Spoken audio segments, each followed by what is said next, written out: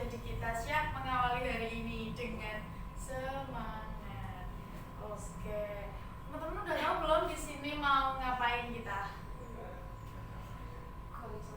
Mau konseling. Sebelumnya udah ada yang pernah ikut konseling kelompok?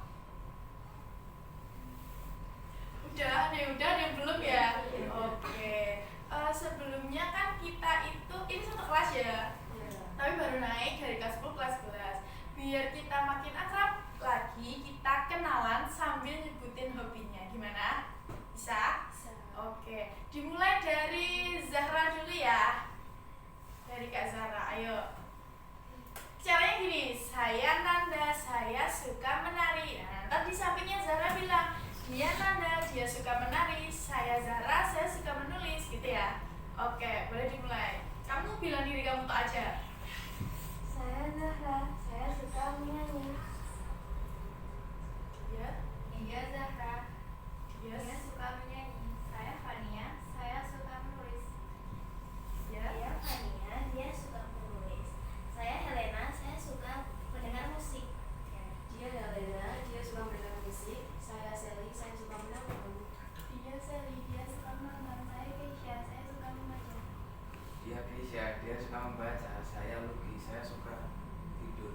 Oke, hobinya tidur ya. Tuh, hobi apa kebutuhan ya? Lebih ke kebutuhannya. Tapi kalau terlalu sering ya di hobi sih nggak apa-apa. Oke, teman-teman, di sini Ibu jelasin ya. Kita akan melaksanakan konseling kelompok. Jadi, konseling kelompok itu adalah salah satu bentuk layanan responsif dari bimbingan dan konseling yang bertujuan untuk pengentasan masalah. Sampai di sini teman-teman paham? Nah, konseling kelompok ini ada asas-asasnya, ada asas keterbukaan, kerahasiaan, kesukarelaan, dan lain-lain.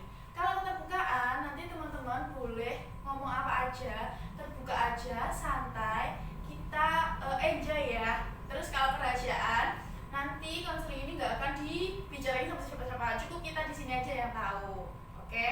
Oke, teman-teman, biar kita nggak sepaneng buat masuk ke materinya, Ibu mau ajakin kayak stretching dulu. Tangannya ya sampai gini, ya sampai gini. Kamu di sini. Kamu keren. Nggak apa-apa, coba nggak sampai gini kok. Iya, jelasnya aja. Nah, nanti kalau Ibu bilang up, kalian tarik. Kalau Ibu bilang down, diem aja. Yang ini diem aja, oke? Siap? Dicoba dulu ya. Gak apa-apa. Up, down. Ini ditangkap ya kalau Ibu bilang up, yang ini nangkep, oke? Coba ya, satu kali lagi ya. Up. Oke, lagi. Down. Down. Up. Iya. Lagi satu kali lagi, boleh? Down. Up. Iya. Oke, udah semangat ya, kita siap masuk ke topik pembahasan kita. Kita bakalan bahas topik mengenai motivasi belajar. Nah, dari teman-teman ini kan menurut saya relate ya kalau anak sekolah zaman sekarang tuh berhubungan banget motivasi, moodnya belajar tuh naik turun. Nah, kira-kira teman-teman boleh nggak nih diceritain permasalahan tentang motivasi belajarnya? Boleh dimulai dari Zahra dulu. Kalau dari saya tuh jadi nggak semangat belajar itu aku kalau di kelas tuh gurunya tuh gimana ya, nggak jelasin materi tapi malah bicarain yang lain. Iya, cerita ceramah sama yang lain-lain, apalagi kalau nyeritain anaknya sendiri itu paling Bikin nggak bikin mood mood belajar. tidak aku, apalagi kok nyeritain kesuksesan anaknya ke kita tuh kayak Iya. bikin males gitu. Oke. Lanjut dari Fania. Jadi yang bikin aku semangat belajar itu karena suasana di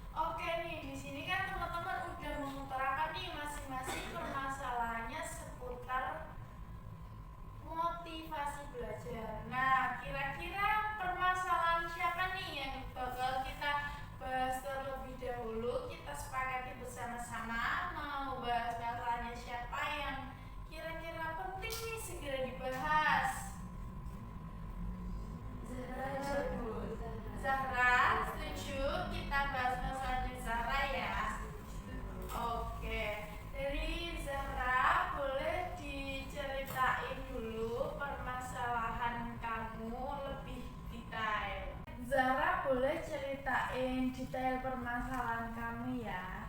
Iya Bu, jadi itu toh Bu, kalau di pembelajaran ada guru yang datang ke kelas, dia tuh nggak langsung ngasih pembelajaran, nggak langsung ngasih materi, tapi tuh kayak nyeritain prestasi anaknya, kayak bilang diterima di beberapa universitas kayak gitu kan.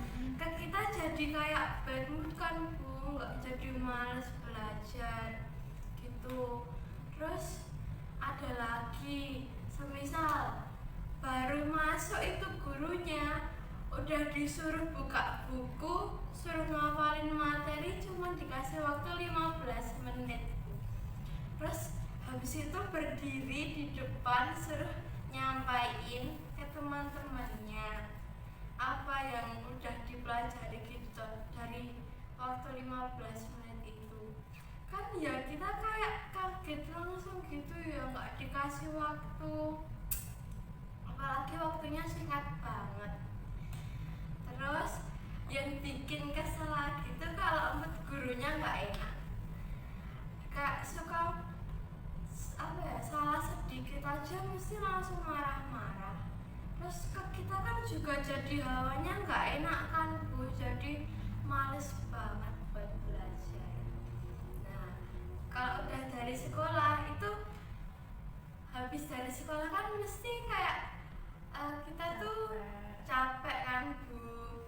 Nah kan aku kan juga ikut organisasi Bu, jadi kalau pulang tuh mesti apa ya, hampir maghrib, kalau enggak setelah maghrib kan Bu. Nah itu kan mesti badannya capek banget, ngantuk.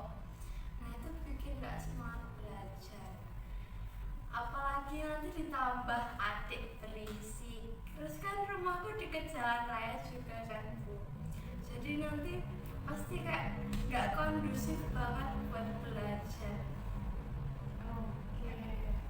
Iya, dari Zahra. Oke, dari teman-teman nih ada yang mau ngasih pertanyaan atau apa ke Fania? Ke Zahra, maaf. Oke. Nah tadi kan itu ngapalnya materinya kan 15 menit. Itu kira-kira masuk ke kamu atau enggak? Jadi kan disuruhnya kan 15 menit, terus suruh maju. Nah itu tuh diantara kepaksa Bu. Jadi kan kalau kita dipaksa buat mikir cepet gitu kan mesti ada materi yang nggak masuk kan. Nah kalau di aku itu kebanyakan materi nggak masuk. Oke, jadi lebih ke nggak masuknya ya kalau 15 menit. Lagi mau tanya? Oh, nah kan kalau kamu di sekolah udah capek nih, terus sampai rumah, pas rumah kamu kan kondisinya berisik, itu kamu tetap belajar atau gimana? Kalau aku kadang-kadang belajar, kadang-kadang belajar. Kalau emang beneran capek banget, terus nggak kondusif banget keadaan rumah itu, enggak. Nggak belajar. Lagi yang mau tanya boleh? Ya. Kan tadi apa itu suasananya kan berisik sama nggak kondusif. Nah kamu tuh di rumah tuh belajarnya di mana kok berisik gitu? Jadi biasanya kan kalau berisik pasti di kayak ruang keluarga, di TV. Nah kalau aku tuh biasanya belajarnya tuh ngunci diri di kamar Bu. Tapi kalau ngunci diri di kamar itu tuh kadang kalau adik juga mesti ngetuk-ngetuk pintu kayak gitu. Gangguin. Iya. Nah kalau selain di kamar tuh, kalau aku belajarnya di teras, di depan rumah sendiri gitu. Oke. Lagi yang mau tanya? Oke, Lucky. Tadi kan ada sebagian guru ya, ada guru tadi kan Zara bilang kalau guru menyuruh menghafalin 15 menit, sama tadi ada yang bilang ceritain anaknya sebelum belajar. Nah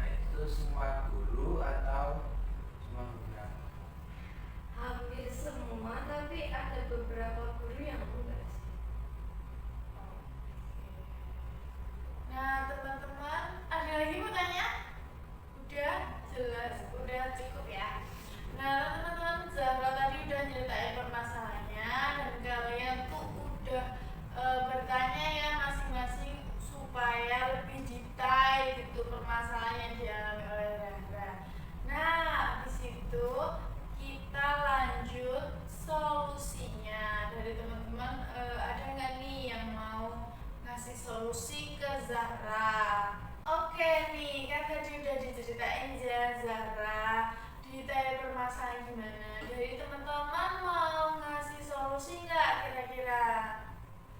Dari Lucky dulu. Mungkin saya akan memberi solusi dari tadi kan tadi kan Sarah bilang kalau gurunya menyuruh menghafal 15 menit. Nah, saran saya bisa dikomunikasikan kepada guru bahwa kan tidak semua murid bisa menghafal dengan cepat. Jadi bisa lebih dikomunikasikan. Oke, itu Zahra saran dari Lucky. Ada yang mau nambahin? Oke, Helena. Setuju sama Lucky. Zara bisa bilang ke gurunya kalau misalnya menghafal itu kan cuma dikasih waktu 15 menit, atau mungkin gurunya kebanyakan cerita gitu, jadi nanti bisa bilang ke gurunya gitu. Terus Tambah waktu. iya, kita tambahan waktu, soalnya kan kemampuan orang buat menghafal beda-beda. Iya. Teman-teman lain yang mau nambahin?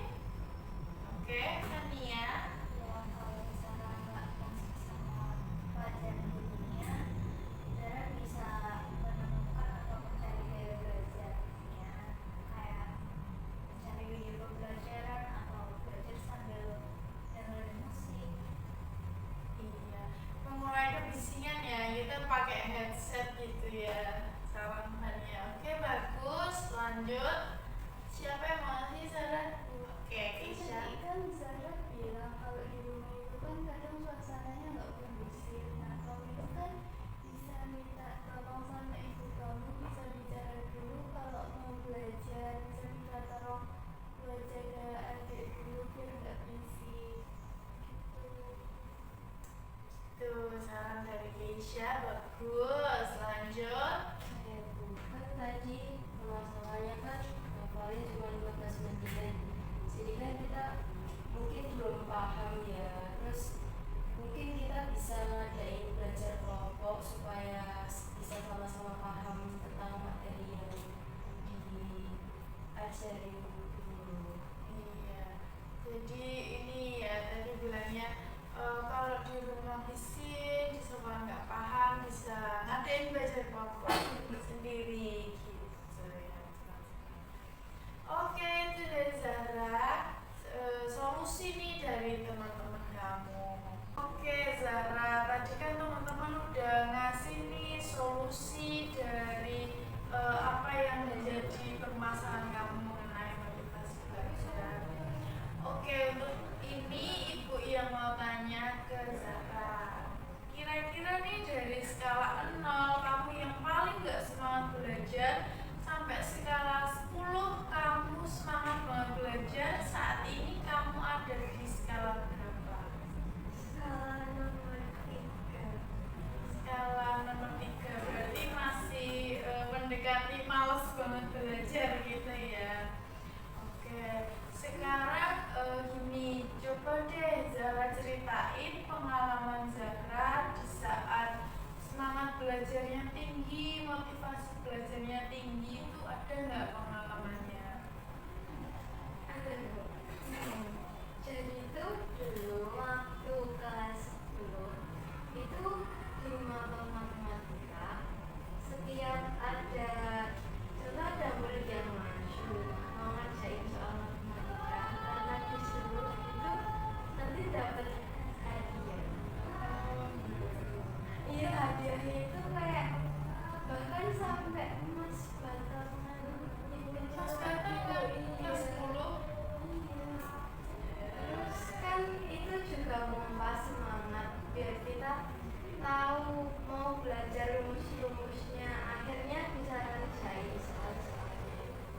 Itu semangat banget belajar. Oke, jadi ini ya lebih ke diberikan reward, kamu jadi makin semangat buat pelajaran matematika ini tadi. Nah, coba deh kamu bayangin nih ya, misal kalau kamu nilai kamu bagus